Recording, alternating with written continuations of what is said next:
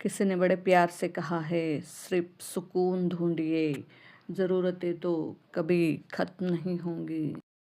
एक गांव में एक नाव के व्यापारी थे, जिनकी बहुत सारी नावें चलती थी। उनकी नावें किराए के लिए भी चलती थी। उनका एक परिवार भी था। उनके लिए उन्होंने एक बोट भी खरीदी हुई थी। अब बच्चों की गर्मियों की छुट्टियां लगने वाली थी। व्यापारी ने देखा बोट की हालत खराब हो रखी है। उसने पेंटर को बुलवाया और कहा, भैया बढ़िया सा पेंट करवा दो। बच्चों की गर्मियों की छुट्टियां शुरू हो रही है और बच्चे बोटिंग के लिए जाते हैं, तो आप अच्छे से कलर लगवा दो और बोट शुरू कर दो। पेंटर भी अच्छा था, एडवांस था। उसने कहा, आपके बच्चों के नाम बता दो। उसने कहा, 2 बच्चे हैं और एक का नाम ये है और दूसरे का नाम ये है। उन्होंने बता दिया। उस पेंटर ने एक बच्चे का नाम एक तरफ से लिखा और दूसरे का नाम दूसरी तरफ से लिखा। बहुत शानदार तरीके से उसने नाव को तैयार कर दिया।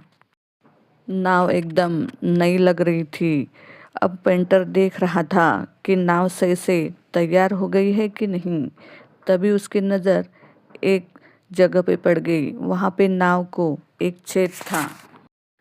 बिना देरी के उसने नाव का छेद भर दिया, क्योंकि थोड़ा बहुत मरम्मत का काम ये भी जानता था। क्योंकि ये पेंट करता रहता था, तो उसे उतनी ज़रूरत पड़ती थी। तो उसने नाव को ठीक कर दिया और अपने पैसे लेके चला गया और नाव के काम के बारे में बताया भी नहीं और अपने गांव चला गया। 3 महीने बाद इस पेंटर के पास एक चिट्ठी आती है। एक डाकिया आता है, जो कि एक लिफाफा लेके आता है। उस लिफाफे में एक चेक था, मोटे पैसे का। बहुत ज़्यादा रकम थी, बहुत ज़्यादा पैसे थे। पेंट के पैसे तो उन्होंने मुझे दे दिए थे। अगले दिन बस पकड़ के वो उनके घर पहुंच गया। व्यापारी के पास जाकर बोला, सर मैं समझ नहीं पाया, पेंट के पैसे तो आपने मुझे दे दिए थे, फिर आपने मुझे ये इतना बड़ा चेक क्यों मेरे नाम मेरे घर पर भिजवा दिया। व्यापारी ने कहा, आओ तुम अंदर बैठो, चाय पानी पियो। चाय और नाश्ता होने लगा, बातें होने लगी। तभी व्यापारी ने कहा, भाई पेंट के पैसे तो मैंने उसी दिन दे दिए थे, लेकिन ये जो अमाउंट मैंने इस चेक में लिखा है, मुझे लगता है ये बहुत कम है, क्योंकि तुमने जो काम किया है वो अनमोल है। बात यह है कि मैं इतना बिजी रहता हूँ कि क्या बताऊँ, मेरे पास समय ही नहीं रहता। मैं बहुत बिजी रहता हूँ। मैंने तुम्हें बुलवाया था, तुमने मेरी बोट को पेंट करवा दिया। बच्चों की समर वैकेशन शुरू हो गई और वो जब घर पर आए तो बोले कि बोटिंग पर जाना है और सुबह सुबह निकल गए। और जब वो जाके आधा घंटा हो चुका था, तब अचानक मुझे याद आया कि मेरे बच्चे जिस नाव में गए हैं उसमें तो छेद हो रखा है।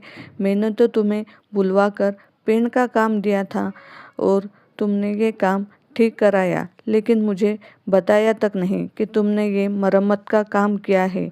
मैं तो भूल गया था। मैंने अपने पत्नी को बताया। हम दोनों पति पत्नी सदमे में चले गए। हमें बहुत बुरा लग रहा था कि अब तो बच्चे गए, अब पता नहीं हम उन्हें ढूंढ पाएंगे या नहीं ढूंढ पाएंगे, वो हमें मिलेंगे या नहीं मिलेंगे, अब पता नहीं क्या होगा। पत्नी के तो आंखों से आंसू रुक ही नहीं रहे थे। मैं बहुत परेशान हो गया था। 1 घंटे बाद हमने देखा कि दोनों बच्चे वापस आ गए और बच्चे बड़े खुश थे। ऐसे लग रहा था कि सारा वैकेशन का मज़ा इन लोगों ने ही ले रखा है। और हम तो चौंक गए कि कैसे हुआ, जिस नाव में छेद हो रखा था वो नाव वापस कैसे आ गई। मैं गया और भागा दौड़ा अपने नाव के पास गया और देखा तो नाव का छेद नहीं था, उसकी मरम्मत हो रखी थी। तुमने उस दिन के सिर्फ पेंट के पैसे लिए और जो काम किया था वो तुमने मुझे बताया नहीं और चुपचाप मरम्मत करके चले गए। मुझे बताया भी नहीं, मुझसे पैसे भी लेकर नहीं गए। पेंटर ने कहा, सर इसमें कौन सी बड़ी बात है, ये तो मेरा काम ही है। मुझे लगा ठीक है, मुझे आता है तो मैंने वो सब काम कर दिया। मैं नहीं करना चाहता था और ये कोई बड़ा काम नहीं है।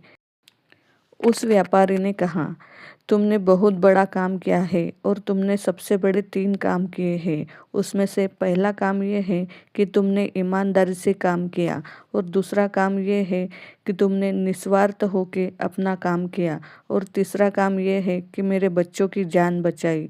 जो तीसरा काम है वह बहुत अनमोल है, बहुत नेक काम है, जिसके मैं तुम्हें जितने भी पैसे दूँ उतने कम हैं। दोनों बच्चे मुझे मेरे जान से भी ज़्यादा प्यारे हैं, जिसकी तुमने जान बचाई है। तुमने ये कमाल कर दिया है। तुमने दिल से मेरे जो काम किया है, इसलिए तुम्हें बहुत बहुत धन्यवाद। तुम नहीं समझ सकते कि तुमने क्या काम किया। तुम नहीं समझ रहे हो तुमने ये कितना बड़ा काम किया है। बहुत छोटी सी कहानी है दोस्तों, जिसका सार यह समझाता है कि अपनी ओर से अच्छे काम करते रहिए, जिसका फल ऊपर वाला हमेशा आपको अच्छा ही देगा।